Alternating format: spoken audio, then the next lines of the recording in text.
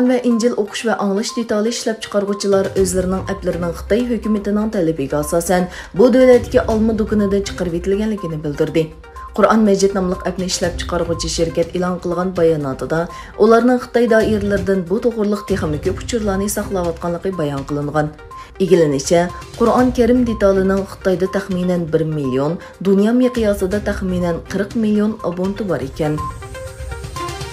Xitoy koronavirusi yuqumining davomlashishi bilan Xitoy va Angliyada boshlangan ta'minlash krizisining ko'lami kun sari oshayotdi. Dunyoga dangliq uy jihozlari magnati IKEA guruhi energiya va yemaklik krizisi bilan kurash qilayotgan Xitoy haqida bayonot e'lon qilib, ta'minlash krizisi sababidan do'konlarda mahsulot kamchil bo'layotganligini bildirdi.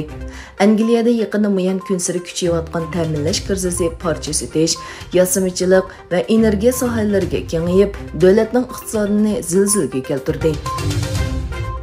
Rossiya va Xitoy dengiz armiyalarining 2021 yillik birlashma dengiz manevri jarayonida Rossiya paraxotlari o'z tavalligiga daxl tarz qildi deb qaragan bir Amerika urush paraxotiga mudaxil qildi. Amerika bo'lsa Rossiyaning suv tavalligiga kirmaganligini bildirdi.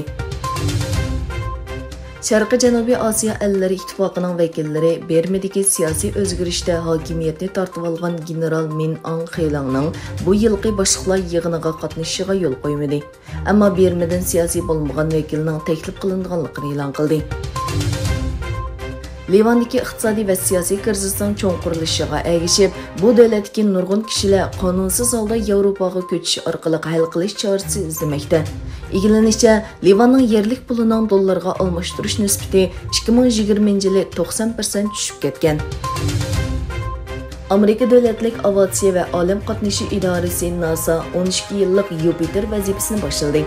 Yupiter atrofidagi Troya kichik sayyoralarini tadqiq qiladigan Lucy olim kemasi Cape Canaveral olim qatnashi punktidan Atlas 5 raketasi bilan olim bo'shliqqa qo'yib berildi. Indoneziyaning G'arbiy Java o'lkasida daryo tozalash xizmatiga qatnashgan 11 o'quvchi suvga g'arq bo'ldi.